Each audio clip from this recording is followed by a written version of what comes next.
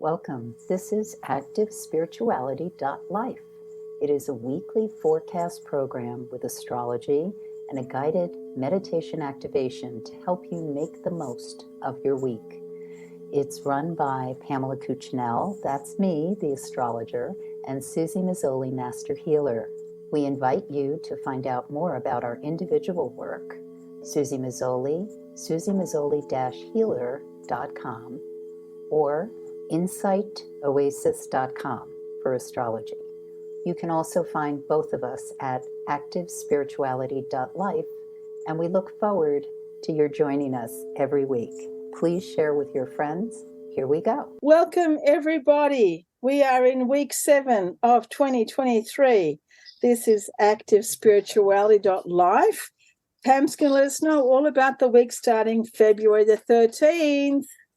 Yes, here we go. And actually, this is a really good week to get stuff done. I mean, usually when I do the report, there's some days that are a little more awkward than others, but this week for just wrapping up and using that waning moon last week's cycle of the quarter, the lunar quarter, it's just really, really good. And I'll talk about it briefly, but the new moon is on Sunday. And so what happens as we're in this week of the 13th is that the moon is in Scorpio on Monday. And it goes void of course at 6:52 p.m. So it's actually a really great day for just plowing through, getting things done, tremendous focus, ability to research, dig through data or stuff that has to be found out. It's also really great for therapeutic work, anything that has to do with uncovering something. And so we may find that a lot comes out this week. For those of you who listen to the annual forecast, and it's on Active Spirituality or Insight Now Podbean, you can hear about how January, just lots of delays, February, this kind of getting things in place time. But this is when we start to see momentum happening. And as we move towards mid-March, a lot more starts to open up. So the most important thing of this week is to take advantage of what do I have to get off my desk, clear out, finish up as I move towards that next lunar cycle that has so much punch to it as I go into March and then the equinox. It's if you think in terms of, again, Suzy and I are from the Northeast. Well, Suzy's not from the Northeast, but she's lived there a very long time in the United States. And so you get in the midwinter this very frozen quality. Of course, it's different in the Southern Hemisphere, but it's this mid-season energy. And what we start to see is some kind of shift that's occurring. And there's been a lot of that as we look at the whole weather changes and all of that, which mirrors the outer planet energy. But basically, we're in this time of tremendous transition. So those of us that are willing to make those changes, to have the ice start to thaw and work with it so that new growth comes out as we head towards spring, that's what we're doing. This week,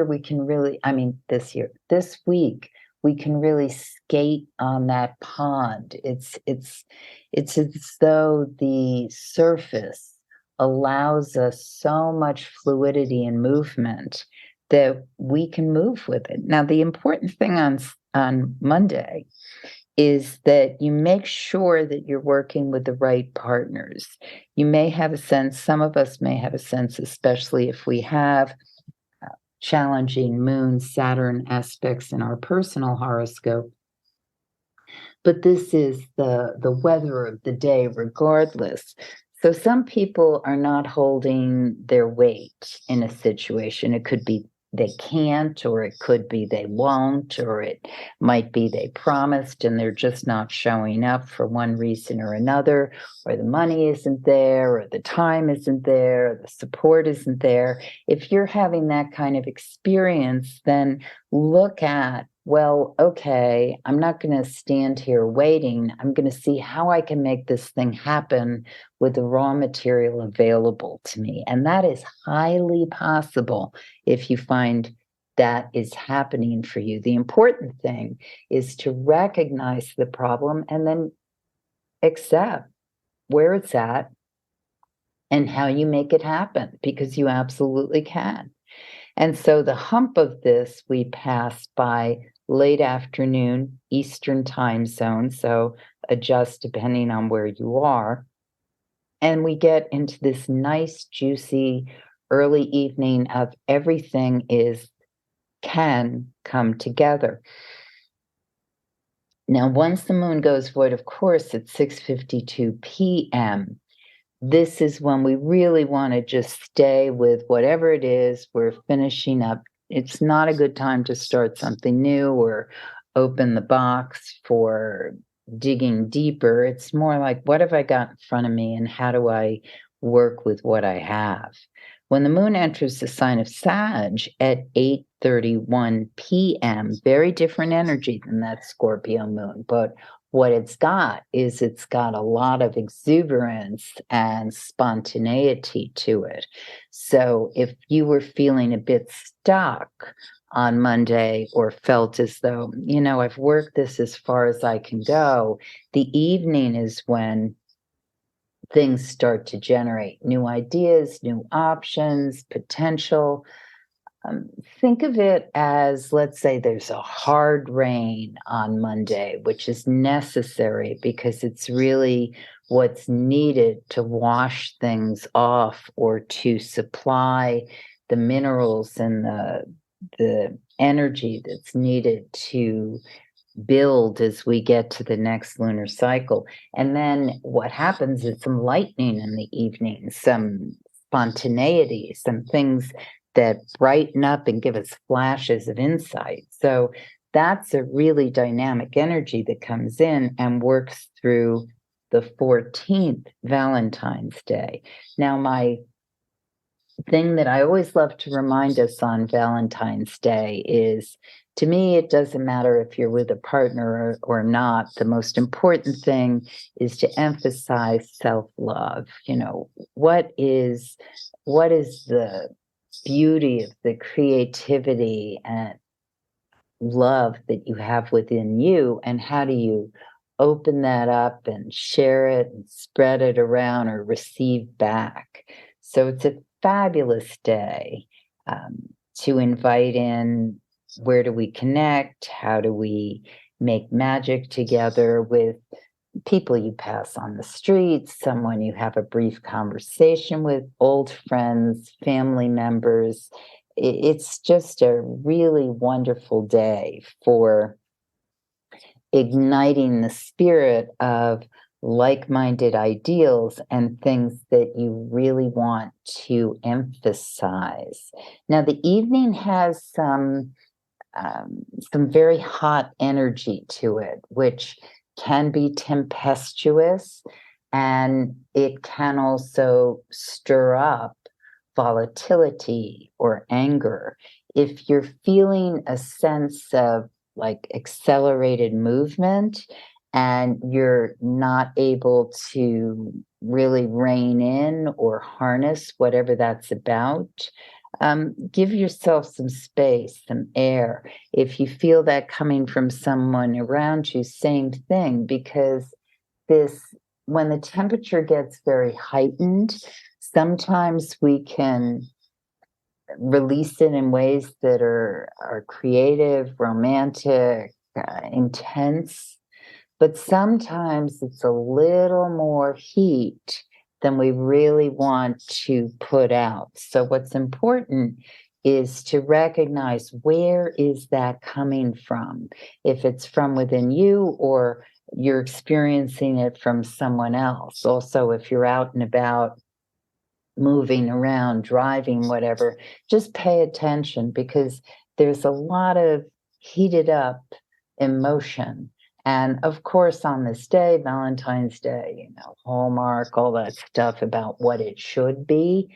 That's why I really like to emphasize the heart of what it really is it's this energy that happens in mid-February, which is so much about going within and kind of putting emphasis on who we love, why we love, how we love, and get more love. So that's a wonderful energy to have around, as long as we understand that we are in control of what happens with it and how we manifest it. So Wednesday, the 15th, still has that Sagittarian thrust to it. The thing to take note of is that some of us may be experiencing some confusion or mixed signals, or where is that coming from? And it's really important to articulate and make clear what it is you want to say, how you want to say it, because there's a lot of mixed signal energy and there can be confusion. So if somebody said, hey, meet me here, or I want to do this, make sure you have all the information, especially if this double check in the morning, early afternoon. Make sure you know what's coming in and where it's coming from. Also, if you're experiencing a sense of, this isn't quite clear to me, I'm not sure I totally understand, the most valuable way to use mid-afternoon on Wednesday the 15th is meditate. Give yourself a break. In my terms, a siesta, some time where you're a little bit by yourself, where you're able to do some recharging, regenerating, because that's really what's being begged for on this day. Mid-afternoon is really about recharge, tap in, enter into that void space, let something new come in, because that's going to really feed you, so that by the time we get into later afternoon into mid-evening, this is absolutely a tremendous time to open up, connect, reach out to new relationships, old relationships, ways that you can really build on ideas. It's dynamite. So that's the importance of focusing mid-afternoon, being totally clear what it is you need, want to ask for, bring in.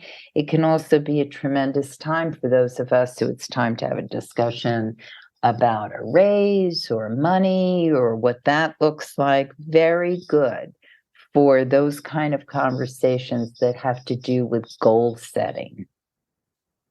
So the moon goes void, of course, at 8:06 p.m., and it's void for the rest of the evening. So in the sign of Sagittarius, this is just a great recharge evening.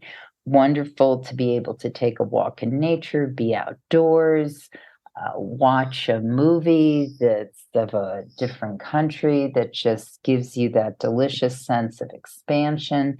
Do things that give you a sense of the wealth in the world.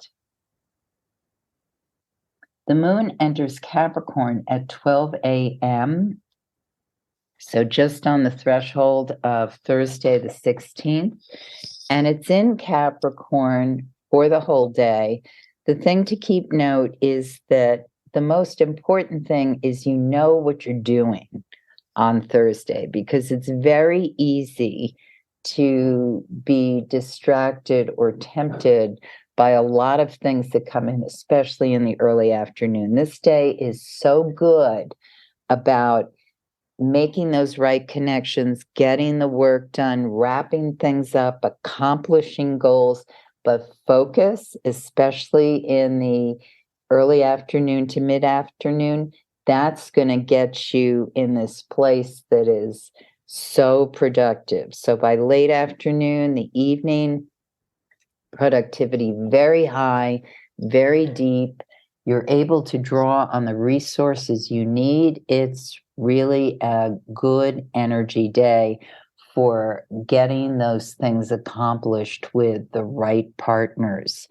February the 17th, similar energy, absolutely. This is a day that is bang, bang, bang, do the work, get it done, get things in place. And so by 11:18 p.m., when the moon goes void of course, you can set yourself up for a really great weekend of enjoying, because week well done. Now, if the work week continues for you or starts for you on the weekend, so much the better. The moon enters Aquarius 12:35 a.m. on Saturday the 18th. This is also the day that the sun enters Pisces. So with this Aquarian moon over Saturday and Sunday, we are in this dynamite energy about right partnerships, getting things done, setting goals, making things happen. And if it's simply a play weekend for you, or a weekend when you're simply taking some time off, even great for that, because the Aquarius moon on Saturday sets up an environment that's about, let's get stimulated by ideas. Let's have the conversations that really help heal and focus. This can be a tremendous weekend for community groups, for social action, for setting goals that have to do with creating better worlds, or where you want to take that humanitarian thrust. And as I've been talking with Suzy over what this whole year is about, I mean, it's so much about that collective consciousness, how we come together and create a better world with collaborations, with communications, with like-mindedness. And this is what's going to jettison us to the huge changes that we'll continue to experience as we go throughout the next few years as Pluto enters Aquarius.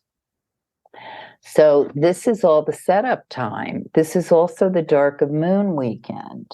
So dark of moon time is when we're standing on the threshold of what is leaving and welcoming in what's coming in. So it's all about recycling, regenerating, composting.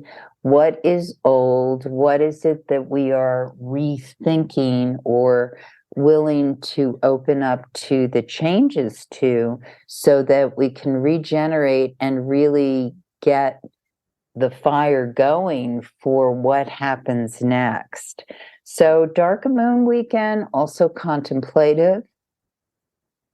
It's, I think for some of us, we're going to be getting these flashes of inspiration, ideas, or for some of us, it could be opportunities or surprises or even upsets we didn't expect. That so much has to do with reaction to it and your personal horoscope. So instead of necessarily feeling derailed or sideswiped perhaps by a new idea or something that's come in, or something that hasn't panned out the way you thought, the important piece on this weekend is look at, okay, so if this is what it looks like today, then how do I adapt? How do I work with what I have to pull it off, or decide that really is time to move on from that concept or idea? Because on Sunday, the moon is void of course at 9 p.m.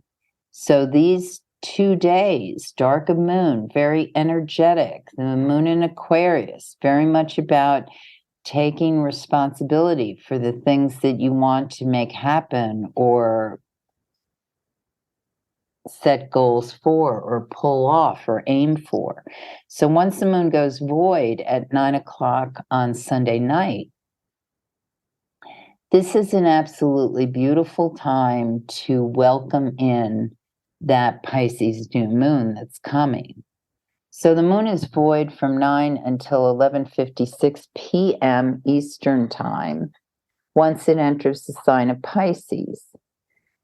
And that's a great period to really be in that dark of moon space of just, as I said earlier, welcoming in the new concepts that are coming in that we don't even know about yet. I mean, so often when I talk to young people, depending on, their personal horoscope or what the setup is, I will talk to them about what they're doing today and what they're aiming for. But in many cases, jobs they're going to be doing, we don't even know what they are yet because they aren't yet in existence, or that's not the description or what it looks like today. But this is changing so quickly. And it's that kind of inviting in what comes next.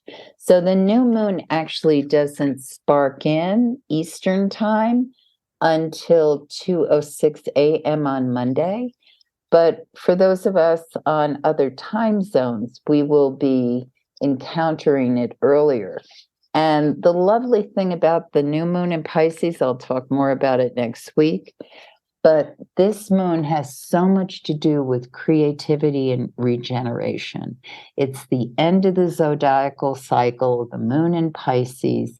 So as we move through this week, basically clearing out, putting things to rest, composting, getting poised to welcome in the new, we are also in a place that has so much to do with opening heart, because Pisces energy reminds us of the highest octave of love. And now I turn it over to Suzy. Highest octave of love. I'm ready for that. Always. I'm sure we all are. Let's just be there all the time if we can. Super. Thank you, Pam. So let's do our 10-minute meditation. And of course, we have to do it on love. Yeah, absolutely. So I invite everyone just to take that little ball of green light, really like gorgeous. Think of like the most beautiful leaves in a forest, green, beautiful green light. Make a ball of that green light, beautiful and clear, radiant. Put it in the middle of your chest, just along that line. Well, we used to call it the nipple line. Depends on on our bodies right now. And just imagine that green ball in the middle of your chest at the heart chakra, and visualize it like the size of an orange, just sitting in there in the middle. Beautiful, bright green light. And just for a few moments, just remember,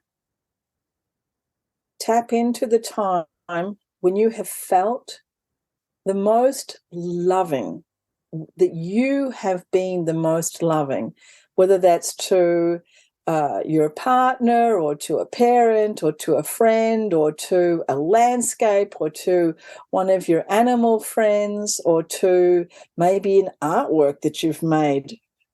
When have you felt the most love going from you outwards? Just take a moment to think about that. For some of us, it comes quickly. Some of us, we have to think about it. We might have several events. Just let those all float up in your mind. And if you have never, ever felt love in your life, just imagine imagine what it might feel like. For a moment, take yourself to that place where you can just imagine what love is. That intense feeling of deep, deep affection. That intense feeling of warmth, of tenderness, of fondness, of all the good things. And as we remember that, as we think about that, as we bring it into our mind, bringing it into our heart, we actually are creating certain chemicals with the memory itself. Certain chemicals that our body is producing that come up now in our body chemistry, and they make us feel good. When we experience love, it makes us feel good. And it actually makes our body feel good. And it actually enhances a lot of our biological, physiological functions. So it's actually a really good place to be. As an animal, as a human being, as a mammal, it's a very good place for us to be.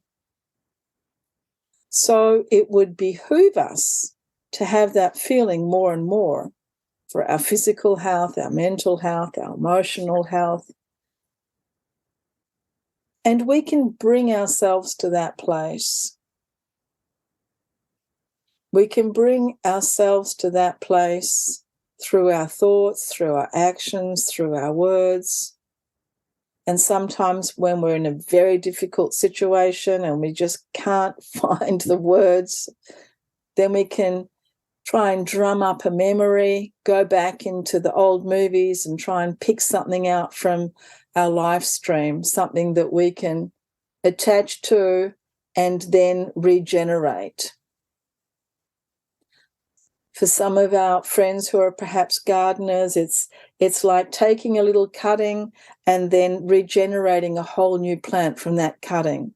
So sometimes we can do that. We can go back into our past, find something and regenerate it.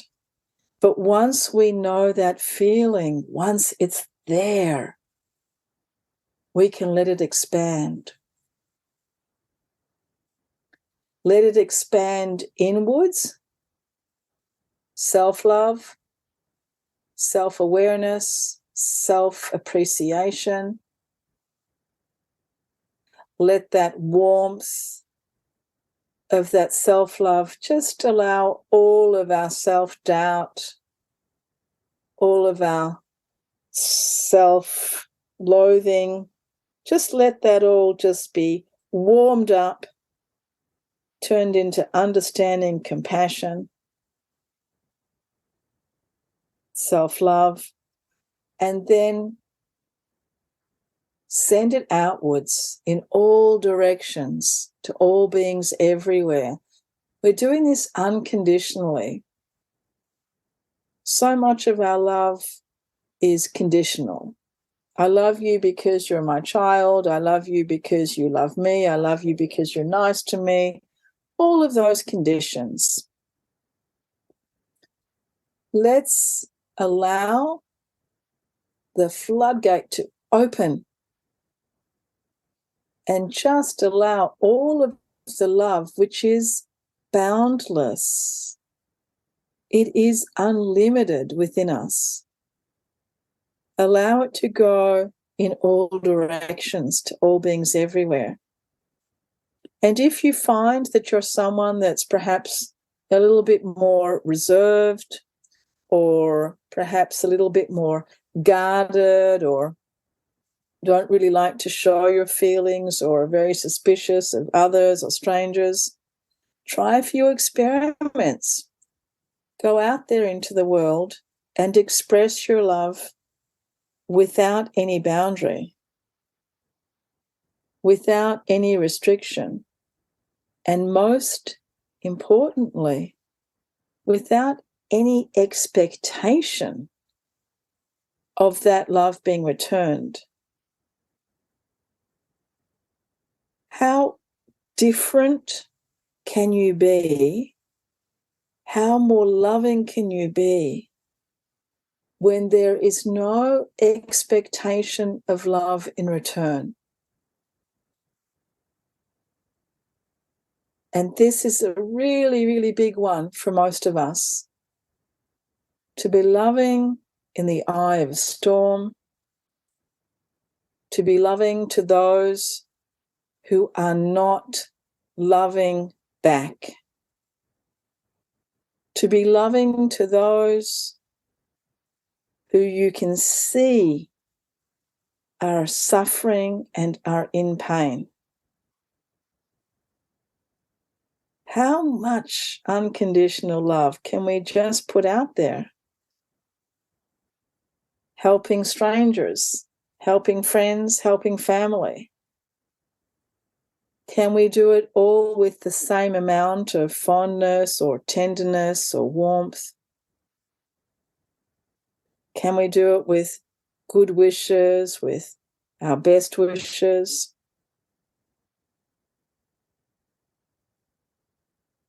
Feel that green light now in the center of your chest. Full, absolutely overbrimming, sending out your beautiful, unconditional love in all directions to all beings everywhere, without exception, without conditions, without expectations. How can we make it all about them and not about me? How can we place it out of ourselves with such grace and humbleness? Visualize the green light filling up your body, every atom bouncing around inside your body, happy to be here, happy because it is full of love. Feel yourself bouncing around the universe now as a big green ball of light and just sharing this love in all directions. Gently taking a deeper breath, opening our eyes. Thank you so much for joining us. Thank you so much, Pam. See you all next week. Love now. You have been listening to Suzy Meszoly and Pamela Cucinell of ActiveSpirituality.life. If you've enjoyed this program, consider a donation. You can find the link for that, ActiveSpirituality.life. Regardless, we look forward to having you join us again for next week's podcast. Please share and have a great week.